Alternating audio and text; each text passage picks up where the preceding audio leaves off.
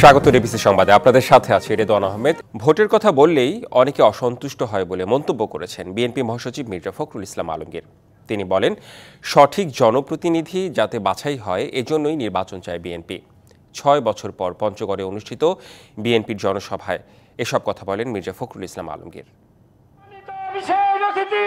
পঞ্চগড়ের বোদা উপজেলায় বিএনপি ও অঙ্গ সহযোগী সংগঠনের উদ্যোগে সবার আগে বাংলাদেশ সাম্য, সম্প্রীতি ও মানবিক বাংলাদেশ বিনির্মাণের জনসভা। নেতাকর্মীদের উপস্থিতিতে কানায় কানায় ভরে যায় সমাবেশস্থল সাকুয়া হাই স্কুল মাঠ। বিকালে জনসভায় যোগ দেন বিএনপি মহাসচিব মির্জা ফখরুল ইসলাম আলমগীর। আওয়ামী লীগের সমালোচনা করে বলেন, ছাত্ররা বুকের রক্ত দিয়ে গণতান্ত্রিক দেশ গড়ার সুযোগ তৈরি করে দিয়েছেন। আওয়ামী লীগ আমাদের উপর যে অত্যাচার করেছে তার কেউ করে নাই।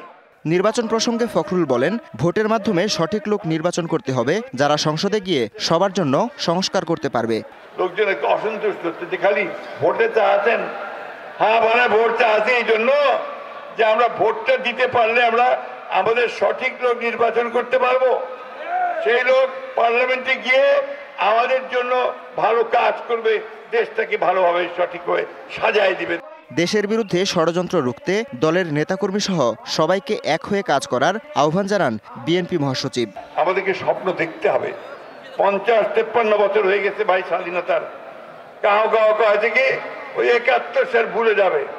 71 সাল আমরা ভুলতে পারি না। 71 সালে আমাদের একটা স্বাধীন দেশের জন্ম হয়েছে। পরে বিএনপি মহাসচিব আগস্ট বিপ্লবে নিহত 6টি পরিবারের স্বজনদের হাতে আর্থিক সহায়তা তুলে দেন। ভূখণ্ড তৈরি করতে পেরেছি।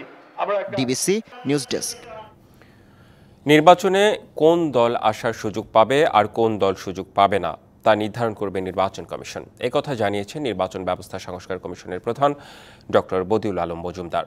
দুপুরে চট্টগ্রাম জেলা প্রশাসন সম্মেলন কক্ষে রাজনৈতিক দল ও সুশীল সমাজের প্রতিনিধিদের সাথে মতবিনিময় সভা শেষে তিনি একথা বলেন। এক প্রশ্নের জবাবে কমিশনের প্রধান জানান, বর্তমান নির্বাচন কমিশন পুরনো আইনে পরিচালিত হলেও সংস্কার কমিশনের সাথে তা সাংঘর্ষিক নয়। 31শে ডিসেম্বরের মধ্যে কমিশনের সুপারিশমালা অন্তর্বর্তী সরকারের কাছে উপস্থাপন করা হতে পারে বলে জানানো হয়। আমাদের কাজটা হলো নির্বাচনী সংস্কারের বিষয়ে প্রস্তাব দেওয়া, এটাই আমাদের এখতিয়ার। আমাদের কাজ হলো নির্বাচনী ব্যবস্থা সংস্কারের ব্যাপারে প্রস্তাব দেওয়া। আর আপনি যেই ওই যে কারা নির্বাচনে আসবে আসবে না, কারা যোগ্য নন, সেই সিদ্ধান্ত নির্বাচন কমিশনের, আমাদের এখতিয়ারের বাইরে। সংসদে তরুণদের প্রতিনিধিত্ব বাড়াতে বয়সসীমা শিথিলের সুপারিশ করা হবে বলে জানিয়েছেন সংবিধান সংস্কার কমিশনের প্রধান ডক্টর আলী রিয়াজ। বলেন, সংসদের তরুণ নেতৃত্বের জন্য বিদ্যমান বয়সসীমা কমানো দরকার। সংবিধানের সুপারিশে বিষয়টি বিশেষভাবে বিবেচনায় নেওয়া হচ্ছে। ডিবিসি নিউজকে একান্ত সাক্ষাৎকারে সব কথা জানান আলী রিয়াজ। স্বাধীনোত্তর বাংলাদেশ সংবিধানে কাটাছেঁড়া করা হয়েছে 17 বার। সংসদীয় ব্যবস্থা পাল্টে দিয়ে একদলীয় শাসন ব্যবস্থা যেমন পরিবর্তন করা হয়েছিল, তেমনি 2 বার সামরিক শাসনকে বৈধতা দেওয়া হয়েছিল সংবিধানের সংশোধনীর মাধ্যমে। বাংলাদেশের প্রতি অকৃত্রিম বিশ্বাস। শেখ হাসিনার সরকার পতনের পরে শপথ গ্রহণের মাধ্যমে রাষ্ট্র ক্ষমতা গ্রহণ করে নোবেলজয়ী অধ্যাপক ডক্টর মোহাম্মদ ইউনূসের অন্তর্বর্তী সরকার। সংবিধানের রক্ষণ। তারপর অন্তর্বর্তী সরকারে গঠিত বেশ কয়েকটি সংস্কার কমিশন বেশ কিছু নতুন প্রস্তাব নিয়ে কাজ শুরু করে। এর মধ্যে সংবিধান, নির্বাচন ব্যবস্থা, জনপ্রশাসন ও পুলিশ সংস্কারে বড়সড় পরিবর্তন আনার কথা ভাবছে কমিশনগুলো। এখন পর্যন্ত রাষ্ট্র সরকারে মোট 10টি কমিশন গঠন করা হলেও এই মুহূর্তে সবচেয়ে বেশি গুরুত্ব পাচ্ছে সংবিধান ও নির্বাচনী সংস্কারের বিষয়গুলো। তার মধ্যে সংবিধান সংস্কার কমিশন কাজ শুরুর পর পঞ্চদশ সংশোধনী বাতিল, আনুপাতিক হারে ভোটের বিধান, দ্বিকক্ষ বিশিষ্ট সংসদ চালু, প্রধানমন্ত্রীর ক্ষমতা কমানো সহ সংবিধানে বেশ কিছু পরিবর্তনের সুপারিশ দেবে সংবিধান সংস্কার কমিশন। যে কোনো দ্বিকক্ষ বিশিষ্ট পার্লামেন্টের প্রধান লক্ষ্য হচ্ছে যেন একচ্ছত্রভাবে কোনো দলের আধিপত্য জনগণের অধিকার এবং জনস্বার্থ বিরোধী কোনো রকম আইনি প্রক্রিয়ার মধ্যে না দিতে পারে। বলেন, তরুণদের সংসদে আনুপাতিক হারে বেশি সংখ্যক অংশগ্রহণের বিষয়টি তাদের সুপারিশে বিশেষ গুরুত্ব পাচ্ছে। সংসদে তরুণদের প্রতিনিধিত্ব বাড়ানো দরকার এবং তার একটা পথ পদ্ধতি তৈরি করা দরকার। বিশেষ করে সংসদ সদস্য যে বয়স নির্ধারিত হয়েছে, আমরা মনে করি যে এটা আসলে কমানো দরকার। সবার মতামতের ভিত্তিতে 7 জানুয়ারি সরকারের কাছে সুপারিশ জমা দেবে সংবিধান সংস্কার কমিশন। 7 জানুয়ারির মধ্যে আমাদের প্রতিবেদন দিতে হবে। নূপুর মাহমুদ, ডিবিসি নিউজ, ঢাকা। সংস্কার কমিশনের কাছে আনুষ্ঠানিকভাবে নিজের সম্পদের হিসাব জমা দিয়েছেন দুর্নীতি দমন কমিশনের চেয়ারম্যান ডক্টর মোহাম্মদ আব্দুল মোমেন। ঢাকায় 2টি ফ্ল্যাট, 2টি প্লট, নগদ ও ব্যাংক আমানত মিলিয়ে ৭১ লাখ টাকা সহ আরও কিছু স্থাবর অস্থাবর সম্পদের হিসাব দেন তিনি। সাবেক প্রধানমন্ত্রীর $300 মিলিয়ন পাচার নিয়ে অনুসন্ধান সম্পর্কে কিছু কথা বলবো কিনা, এটা যেহেতু অনুসন্ধান পর্যায়ে আছে, অনেক ঘটনাই সত্য। আমরা সুনির্দিষ্টভাবে আমাদের হাতে আরো তথ্য উপাত্ত আসলে পরে আমরা সামনে সরাসরি কথা বলবো। আমাদের এই বিচার ব্যবস্থার সাথে যারা জড়িত এর দায় দায়িত্ব সকলকেই দিতে হবে। যুক্তরাষ্ট্রে $300 মিলিয়ন পাচারের অভিযোগে সাবেক প্রধানমন্ত্রী শেখ হাসিনা এবং তার ছেলে সজীব ওয়াজিদ জয়ের বিরুদ্ধে অনুসন্ধানের সিদ্ধান্ত নিয়েছে দুদক। সকালে তাদের বিরুদ্ধে অর্থ পাচারের অভিযোগ অনুসন্ধানের সিদ্ধান্ত নেয় কমিশন। দুদকের আমলে নেওয়া অভিযোগে বলা হয়েছে, সম্প্রতি শেখ হাসিনা ও সজীব ওয়াজিদ জয়ের বিরুদ্ধে প্রাথমিক একটি তদন্ত করেছে federal bureau of investigation FBI। 2014 সালে যুক্তরাষ্ট্রের রিজভী আহমেদ নামে এক ব্যক্তি শেখ হাসিনা ও জয়ের বিরুদ্ধে আর্থিক কেলেঙ্কারির অভিযোগ প্রথম নজরে আনেন।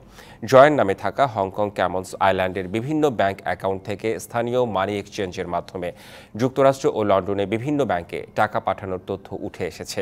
এর আগে 9টি প্রকল্পে 80,000 কোটি টাকা অনিয়ম ও দুর্নীতির অভিযোগে শেখ হাসিনা, শেখ রেহানা ছেলে সজীব ওয়াজিদ জয় ও শেখ রেহানার মেয়ে টিউলিপ সিদ্দিকের বিরুদ্ধে অনুসন্ধান শুরু করে দুদক। সাবেক প্রধানমন্ত্রী শেখ হাসিনার বিরুদ্ধে ইন্টারপোলে রেড নোটিশ জারির জন্য সব নথি পাঠিয়েছে আন্তর্জাতিক অপরাধ ট্রাইব্যুনাল। আর রেড নোটিশ জারির বিষয়টি নিশ্চিত করবে পুলিশ সদর দপ্তর। ট্রাইব্যুনালের চিফ প্রসিকিউটর মোহাম্মদ তাজুল ইসলাম গণমাধ্যমকে এ তথ্য জানান। ইন্টারপোলের রেড নোটিশ জারি করার জন্য শেখ হাসিনার বিরুদ্ধে যে ফর্মটা আছে, তাদের স্বীকৃত ফর্ম, সেটা ফিল আপ করে একটা ফরওয়ার্ডিং লেটার সহ আমরা এনসিবিকে, অর্থাৎ বাংলাদেশ পুলিশের যে central bureau, national central bureau যেটা আছে, সেটার কাছে আমরা পাঠিয়েছি। সরকারের কাছে আমরা তথ্যাদি প্রেরণ করেছি। সরকার আনুষ্ঠানিকভাবে ভারতের কাছে কখন কিভাবে চাইবেন বা ইতিমধ্যে চেয়েছেন কিনা সেটা সরকার বলতে পারবেন, এটা আমাদের জানা নেই এখন পর্যন্ত। মিয়ানমার সীমান্তে দুর্নীতির কারণে রোহিঙ্গা অনুপ্রবেশ ঠেকানো যাচ্ছে না। নতুন করে অনুপ্রবেশ বন্ধ করতে কাজ করছে সরকার, জানালেন পররাষ্ট্র উপদেষ্টা তৌহিদ হোসেন। 5ই আগস্টের পর 60,000 রোহিঙ্গা অনুপ্রবেশ করেছে বলেও জানান তিনি। যদিও এটা দুঃখ লাগে এটা কথাটা বলতে, কিন্তু আমাদের পক্ষে আমাদের সাধ্যের অতীত আর কাউকে আশ্রয় দেওয়া।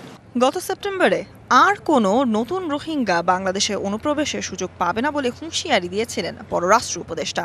তবে গত কয়েক মাসে মিয়ানমার থেকে বাড়তি 60,000 রোহিঙ্গা বাংলাদেশে অনুপ্রবেশ করে। এমন প্রেক্ষাপটে ব্যাংককে মিয়ানমার ও তার প্রতিবেশী 5 দেশের মধ্যে মন্ত্রী পর্যায়ে বৈঠক অনুষ্ঠিত হয়। এ সময় রোহিঙ্গা পরিস্থিতি নিয়ে পররাষ্ট্র উপদেষ্টা উদ্বেগ প্রকাশ করেন। যে বর্ডার, সেই বর্ডারে তো তোমাদের নিয়ন্ত্রণ নাই, সেটা সম্পূর্ণভাবে একটা নন স্টেট অ্যাক্টরের কাছে চলে গেছে। কাজে তোমাদেরকে দেখতে হবে যে তোমরা কোন পদ্ধতিতে বর্ডারে এবং ওই রাসায়নিক সমস্যার সমাধান করবে। কারণ গত 2 মাসে আরও 60,000 মানুষ অত্যাচারিত হয়ে কিন্তু বাংলাদেশে প্রবেশ করেছে। প্রচুর দুর্নীতি আছে বর্ডারে। একটা শুধু বর্ডার দিয়ে যে ঢুকছে তাতে না, বিভিন্ন জায়গায় যে ঢুকে যাচ্ছে, এটাকে আটকানো খুব কঠিন হয়েছে। তবে আমি এখনো মনে করি না যে আরেকটা ঢল যেটা সেরকম কিছু একটা আসবে। তাই মিয়ানমারকে নিজেদের সীমান্ত রক্ষায় আরও সতর্ক ও কঠোর হওয়ার সুস্পষ্ট আহ্বান জানিয়েছে বাংলাদেশ।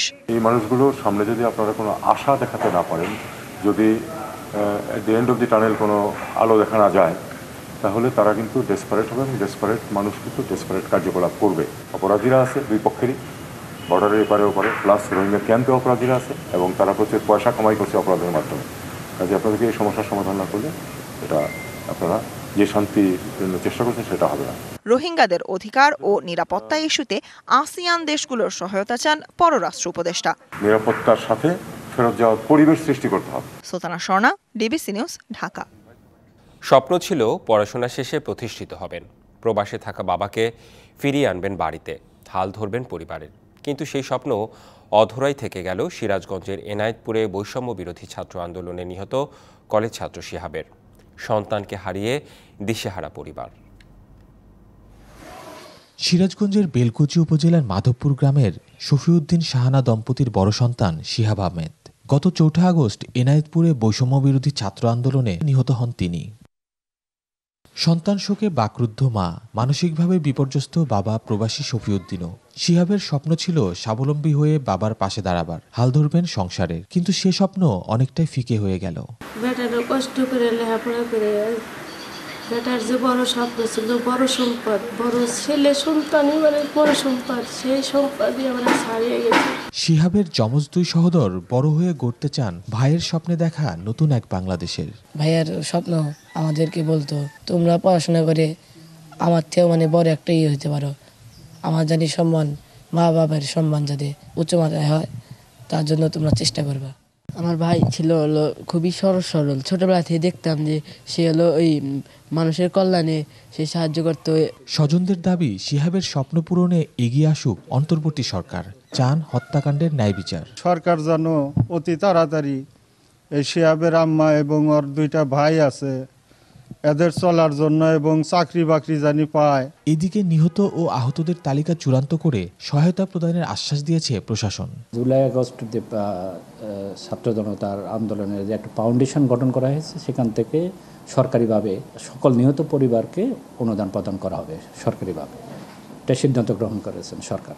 আমরা তালিকা সম্পন্ন করে সরকারের কাছে পাঠাবো, সরকার যে সিদ্ধান্ত গ্রহণ করবেন সেটা আমাদেরকে জানাবেন, আমরা ওটা বাস্তবায়ন করব। যাদের রক্তে নতুন বাংলাদেশ, তাদের রক্তের ঋণ পরিশোধে স্বীকৃতি আসুক শহীদের, পরিবারগুলো পুনর্বাসন ও ন্যায় বিচার নিশ্চিতে সরকার যথাযথ ব্যবস্থা গ্রহণ করবে, এমনটাই প্রত্যাশা সকলের।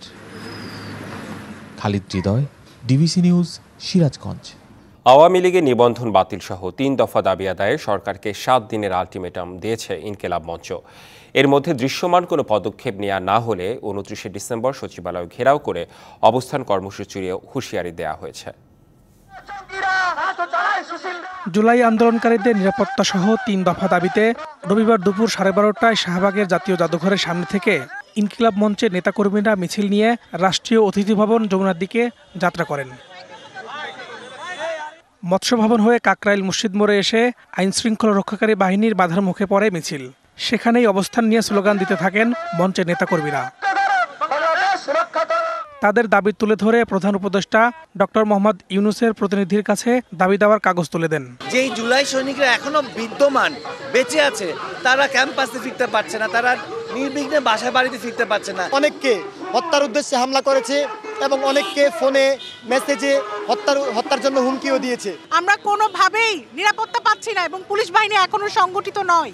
পরে গণমাধ্যমে কথা বলেন ইনকিলাব মঞ্চের মুখপাত্র শরীফ ওসমান হাদি। 1 সপ্তাহ সময় দিলাম, যদি তারা না পারে 1 সপ্তাহ পরে অর্থাৎ আগামী 29 ডিসেম্বর রবিবার দুপুর 1টায় ইনকিলাব মঞ্চ আপমর দেশপ্রেমিক ছাত্র জনতা এবং জুলাই যোদ্ধাদেরকে সাথে নিয়ে সচিবালয় ঘেরাও এবং অবস্থান কর্মসূচি ঘোষণা করছে। Farhaduzzaman, DBC news, Dhaka. রাজশাহীর বাগমারায় তেলের ডিপুতে প্রায় 400 ব্যারেল তেল পুড়ে গেছে। বিস্ফোরণের পর আগুন ছড়িয়ে যাওয়ায় পুড়ে গেছে অন্তত 8টি দোকান। বিকেল 5:30টার দিকে উপজেলার তাহিরপুর বাজারে এই দুর্ঘটনা ঘটে। স্থানীয়রা জানিয়েছেন, ব্যবসায়ী আলিফ ব্যারেলে জ্বালানি তেল বিক্রি করেন। তার দোকানে তেল দিচ্ছিল পদ্মা অয়েলের একটি ট্যাঙ্কার ট্রাক। এই সময় ট্রাকটিতে আগুন লেগে যায়। এক পর্যায়ে বিস্ফোরণ হলে তেলের ডিপো, খাবারের হোটেল, মুদিসহ 8টি দোকানে আগুন ছড়িয়ে পড়ে। পরে ফায়ার সার্ভিসের 4টি ইউনিট প্রায় 1.5 ঘন্টার চেষ্টায় আগুন নিয়ন্ত্রণে আনে।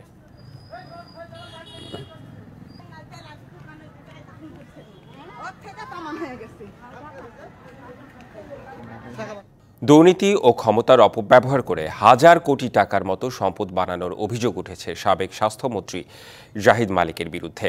জমি দখল, বালুমহাল, পরিবহন খাত নিয়ন্ত্রণ, নিয়োগ ও টেন্ডার বাণিজ্য সহ অসংখ্য অপকর্মের মাধ্যমে তিনি সম্পদের এই পাহাড় গড়েন। নিজস্ব বাহিনী দিয়ে ভয় ভীতি দেখিয়ে জাহিদ মালিক হাসিল করতেন সব অর্থনৈতিক কর্মকাণ্ড। 2008 থেকে 2024 টানা 4 বার মানিকগঞ্জ 3 থেকে সংসদ সদস্য নির্বাচিত হন জাহিদ মালিক। 2014 সালে পান স্বাস্থ্য প্রতিমন্ত্রীর দায়িত্ব।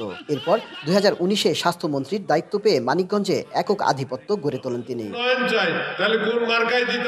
ছেলে, স্ত্রী, ফুফাতো ভাই সহ আওয়ামী লীগের কিছু নেতা নিয়ে জাহিদ মালিকের ছিল নিজস্ব বাহিনী। স্থানীয়দের কাছে তা মালিক পার্টি নামে পরিচিতি পায়। জমি দখল, টেন্ডার বাণিজ্য, গণপরিবহনে চাঁদাবাজি এবং বালুমহাল থেকে কোটি কোটি টাকা কমিশন তুলত এই বাহিনী। এছাড়া স্বাস্থ্য খাতে কেনাকাটা, নিয়োগ, পদোন্নতি, বদলি বাণিজ্য সহ বেশ কিছু খাতে অনিয়ম করে বিপুল অর্থ কামানোর অভিযোগ জাহিদ মালেক ও তার সিন্ডিকেট সদস্যদের বিরুদ্ধে। মায়ের নামে স্কুল করার কথা বলে চাপ দিয়ে জমি নিয়ে বিশাল খামার বাড়ি তৈরি করেন সাবেক স্বাস্থ্যমন্ত্রী। সানলাইফ ইন্স্যুরেন্সের গ্রাহকদের কোটি কোটি টাকা লোপাটের অভিযোগও তার বিরুদ্ধে। হাজার হাজার মানুষ তার সানলাইফে টাকা জমা দিচ্ছে, কিন্তু অনেক সে টাকা পরিশোধ করে নাই। সরকারি ওষুধ উৎপাদনকারী প্রতিষ্ঠান এসেনশিয়াল ড্রাগসের একটি কারখানা মানিকগঞ্জ সদরে স্থাপনের সিদ্ধান্ত নেয় সরকার। প্রকল্প এলাকায় আগেই 31 একর জমি কম দামে কিনে দলিল মূল্য বাড়িয়ে সরকারি টাকা হাতিয়ে নেয়ার চেষ্টা করেন জাহিদ মালেক ও তার পরিবারের সদস্যরা। আমার সারেও নির্দিষ্ট জায়গা হয়ে গেছে। মানিকগঞ্জের বাস স্ট্যান্ডের যে শ্রমিকের অংশটা, সেখান থেকে নিয়মিত চাঁদা আদায় করা, বেউথার বালি মহলে লোক বসিয়ে সেখান থেকে বালির ভাগ নেওয়া, প্রত্যেকটা সেক্টর থেকে তারা একটা ভাগ পেত। নিজ গ্রামে অভিজাত বাড়ি, বিশাল খামার বাড়ি, সভা সেমিনারের জন্য সেন্টার ও মানিকগঞ্জ বাসস্ট্যান্ডে বহুতল বাণিজ্যিক ভবন গড়ে তোলেন জাহিদ মালেক। এছাড়া ঢাকার অভিজাত এলাকায় একাধিক বাড়ি ও বহুতল বাণিজ্যিক ভবন সহ স্ত্রী, সন্তান ও স্বজনদের নামে বেনামে রয়েছে কোটি কোটি টাকার সম্পত্তি। জাহিদ মালেকের প্রকৃত সম্পদ আর হলফনামায় তুলে ধরা সম্পদে ব্যাপক গরমিল। হলফনামায় কাটছাট করে তুলে ধরা সম্পদও 16 বছরে বেড়েছে কয়েক গুণ। 2008 জাতীয় নির্বাচনে জাহিদ মালেক আয় দেখান 71 লাখ টাকা। টানা 4 মেয়াদে ক্ষমতায় থাকার পর 2024 সালে এই আয় বেড়ে দাঁড়ায় 8 কোটি 29 লাখে। হলফনামা অনুযায়ী জাহিদ মালেকের স্থাবর সম্পদ না বাড়লেও ব্যাপক হারে বেড়েছে অস্থাবর সম্পদ। 2008 সালে অস্থাবর সম্পদ 6 কোটি 78 লাখ দেখানো হলেও 2014 সালে হয়ে যায় 36 কোটি 88 লাখ টাকা। এর 10 বছর পর 2024-এ দাঁড়ায় 68 কোটি 62 লাখে। এদিকে 16 বছর ধরে হলফনামায় জাহিদ মালেকের স্থাবর সম্পদ দেখানো হয় 9 কোটি 41 লাখ টাকা। রাষ্ট্রযন্ত্রকে ব্যবহার করে অবৈধভাবে সম্পদ অর্জনের দায়ে জাহিদ মালেকের দৃষ্টান্তমূলক শাস্তির দাবি সচেতন মহলের। আমাদের সম্পদকে ধ্বংস করে নিয়ে তাদের কাছে, তা আমরা জাতি হিসাবে, দেশ হিসাবে আমরা দাবি করি, জোর দাবি করি, তার যেন শাস্তি হয়। জ্ঞাত আয় বহির্ভূত সম্পদ অর্জনের অভিযোগে সম্প্রতি জাহিদ মালেক ও তার ছেলে রাহাত মালেকের বিরুদ্ধে মামলা করেছে দুদক। এই চার্জশিট হইল বলে মামলাটার বিচার হিমাগারে না যাইয়া যেন জনসমক্ষে বিচার হয় এবং সঠিক বিচার হইলে পরেই জনগণ সন্তুষ্ট প্রকাশ করবে ন্যায় বিচার হয়েছে। 5ই আগস্টের পর থেকে পলাতক থাকায় জাহিদ মালেক ও তার স্বজনদের বক্তব্য নেওয়া সম্ভব হয়নি। বন্ধ রয়েছে তার ব্যক্তিগত মোবাইল নম্বরও। Ashraful Alam Liton, DBC news, Manikganj. ব্যাংকে ডলার সংকটের প্রভাবে লেনদেন বন্ধ রাজধানীর এক্সচেঞ্জ হাউসগুলোতে। সেই সুযোগে রমরমা কালোবাজার। প্রতি ডলার বিক্রি হচ্ছে 128 টাকায়। ডলারের দাম বেড়ে যাওয়ায় এর প্রভাব আমদানি পণ্যে পড়বে বলে মনে করেন ব্যবসায়ীরা। এই কারণে রমজানে নিত্যপণ্যের দাম আরেক দফা বাড়ার শঙ্কা করছেন তারা। বিশ্লেষকরা বলছেন ডলার বিনিময় পদ্ধতি ছেড়ে দিতে হবে বাজারের উপর। আমদানি ব্যয় পরিশোধ ও বিদেশ ভ্রমণে প্রয়োজন হয় বৈদেশিক মুদ্রা মার্কিন ডলার। প্রায় 1.5 সপ্তাহ ধরেই এ মুদ্রা বাজারে শুরু হয়েছে অস্থিরতা। বেশ কয়েক মাস 119 থেকে 121 টাকায় ওঠানামা করলেও এখন তা ছুঁয়েছে 128 টাকা। তবে কেন্দ্রীয় ব্যাংকের বাধ্যবাধকতা থাকায় বৈধভাবে 121 টাকার বেশি নগদ ডলার বিক্রির সুযোগ নেই এক্সচেঞ্জ হাউসে। এই পর্যন্ত কোনো কাস্টমার বিক্রি করতেও আসে না, কিনতেও আসে না, বসে আছে একা একা। আমাদের এখানে যে দাম চলতেছে এই দামে আমরা এখন কিনতেও পারতেছি না, ওইভাবে করে বিক্রি করতে পারতেছি না। খোলা বাজারের এ অস্থিরতার শুরু মূলত ব্যাংকে ডলার সংকট থেকে। আমদানি ব্যয় মেটাতে বিদেশে থাকা এক্সচেঞ্জ হাউসগুলো ডলার কিনছে বাড়তি দামে। 21শে ডিসেম্বরের এক নথিতে দেখা যায় সে চিত্র। এ পরিস্থিতির জন্য কেন্দ্রীয় ব্যাংকে দুষছে এক্সচেঞ্জ হাউসগুলো। ওপেন মার্কেটে এখন যে কারেন্সিগুলো আছে আসলে সঠিক কোনো পরিসংখ্যান নাই, এবং গভর্নর মহোদয় এনআইডি কার্ডের মাধ্যমে আমাদেরকে কেনার যে সুবিধাটা দেওয়ার কথা বলেছিলেন সেই সুবিধাটাও আমরা পাই নাই। আমরা যারা মানি চেঞ্জিং ব্যবসার সাথে জড়িত লাইসেন্সদারি, আমরা আমাদের ব্যবসা হারাচ্ছি। মূলত রমজানের বাড়তি চাহিদা পূরণে বেড়েছে আমদানি ঋণপত্র খোলার সংখ্যা। পাল্লা দিয়ে বেড়েছে বিনিময় হারও, যার প্রভাবে দাম বাড়বে পণ্যের। আজকে ডলার বলতেছিল ও 127.40, নভেম্বরেও আমার রেটটা ছিল হচ্ছে 120 টাকা। সেই যদি আমি $10,000 এলসি খুলি, 8 টাকা ধরলেও আমার 80,000 টাকা অ্যাক্সেস বেড়ে যাচ্ছে। আমার এটার সাথে আবার ট্যাক্স 80,000 টাকা। 1,60,000 টাকা এলস শিপমেন্টের উপর যদি ইমপ্লিমেন্ট করি, সেই ক্ষেত্রে প্রোডাক্টের প্রাইস তো কোথায় চলে যাবে। বিশ্লেষকরা বলছেন, ডলারের দাম স্থিতিশীল রাখতে ব্যাংকের ট্রেজারি বিভাগকে আরও দায়িত্বশীল হতে হবে। ট্রেজারি সমূহকে চৌকস রোল প্লে করতে হবে। আকস্মিকভাবে ডলার প্রয়োজন হলে ব্যাংকগুলোর থেকে তেমন সাপ্লাই পাওয়া যায় না। শুধু একটি বা দুটি সোর্স আছে যেখান থেকে পাওয়া যেতে পারে, সেখানে সবগুলো ব্যাংক গিয়ে যখন হুমড়ি খেয়ে পড়ে তখনই দেখা যায় যে ক্রাইসিসটা সৃষ্টি হয়। যার হাতে ডলারটা থাকে তিনি তখন এটাকে কন্ট্রোল করেন এবং দামটা অনেক বেশি হয়ে যায়।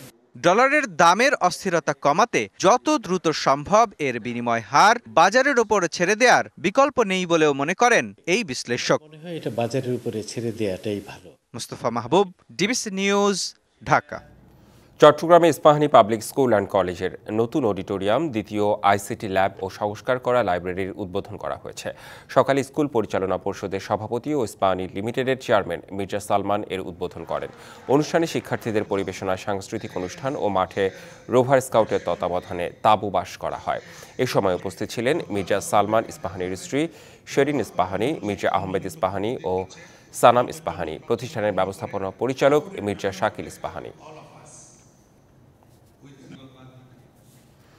সম্প্রতি রাজধানী সামরিক জাদুঘরের মাল্টিপারপাস হলে অনুষ্ঠিত হয়েছে স্বজন গ্রুপের জাতীয় ডিলার সম্মেলন। ব্যবস্থাপনা পরিচালক, চেয়ারম্যান, বিপণন পরিচালক, অর্থ পরিচালক এবং ফ্যাক্টরি পরিচালক সহ প্রতিষ্ঠানের ঊর্ধ্বতন কর্মকর্তারা সম্মেলনে উপস্থিত ছিলেন। গ্রুপের ব্যবস্থাপনা পরিচালক বলেন, 2025 সালের মধ্যে রিটেইল মার্কেটে 230 কোটি টাকার লেনদেন অর্জনের পরিকল্পনায় এগিয়ে যাচ্ছে তারা। সারা দেশে সিপিভিসি পণ্যের বাজার বৃদ্ধির জন্য বিশেষ প্রণোদনা এবং ক্যাম্পেইন চালু করা হয়েছে।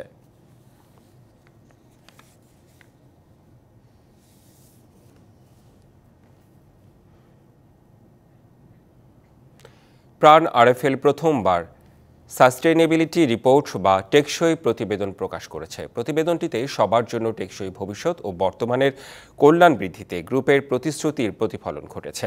সন্ধ্যায় রাজধানীর একটি হোটেলে প্রাণ আরএফএল গ্রুপ আয়োজিত একটি অনুষ্ঠানে এই সাস্টেইনেবিলিটি রিপোর্ট প্রকাশ করা হয়। সমৃদ্ধ আগামীর লক্ষ্যে জীবনের পরিচর্যা শীর্ষক প্রতিপাদ্যের উপর প্রতিবেদনটি 8টি মৌলিক স্তম্ভের উপর নির্মিত। অনুষ্ঠানে প্রধান উপদেষ্টার প্রেস সচিব শফিকুল আলম প্রাণ আরএফএল গ্রুপের এই উদ্যোগের প্রশংসা করে বলেন, এই প্রতিবেদন প্রকাশের মধ্য দিয়ে কর্পোরেট সেক্টরের জন্য প্রশংসনীয় উদাহরণ তৈরি করেছে। আমরা এমন কোনো কাজ করব না যাতে আমার জবগুলো চলে যায়। আমার জবটা তো ধরে রাখতে হবে। আমি যাই করি না কেন আমার মানুষ যাতে ইমিডিয়েটলি ইম্প্যাক্টেড না হয় সেটা তো আমাদের দেখতে হবে। তো এই জায়গাগুলো প্রাণ যা করছে ব্রিলিয়ান্ট কাজ। 10% ওয়াটার কনজাম্পশন কমানো, ইউজ কমানো, এটা খুবই ব্রিলিয়ান্ট। প্রায় 3.5 কোটি টাকায় বিপিএল মিউজিক ফেস্টে গান গাইবেন জনপ্রিয় সঙ্গীত শিল্পী রাহাত ফতেহ আলী খান। মিরপুরে চলছে মিউজিক ফেস্টের শেষ সময়ের প্রস্তুতি। এছাড়াও থাকবে দেশি ব্র্যান্ড মাইলস, অ্যাভয়েড রাফা। দর্শক টানতে টিকিটের দাম শেষ মুহূর্তে 5 গুণ কমিয়েছে বিসিবি। যেন ধ্বংসস্তূপ, বিশাল এক কর্মযজ্ঞ। বিপিএল আর বিপিএল মিউজিক ফেস্টকে সামনে রেখে এমন ব্যস্ততায় কাটছে মিরপুর স্টেডিয়ামের সময়। মাঠের ভেতরে স্টেজের কাজ প্রায় শেষ পর্যায়ে, গ্যালারিও প্রায় প্রস্তুত। চলছে শেষ সময়ের রঙের কাজ। মাঠের বাইরেও চলছে সৌন্দর্য বর্ধনের কাজ। বিপিএলের মাস্কট ডানা 36ও সেজেছে আপন মহিমায়। বিপিএলকে উজ্জীবিত করতে বিসিবির তরফ থেকে নেওয়া হচ্ছে নানা উদ্যোগ। তারই ধারাবাহিকতায় আয়োজন করা হয়েছে মিউজিক ফেস্ট, যেখানে গান গাইবেন পাকিস্তানি নাম করা শিল্পী রাহাত ফতেহ আলী খান, যার জন্য বিসিবিকে গুনতে হচ্ছে প্রায় 3.5 কোটি টাকা।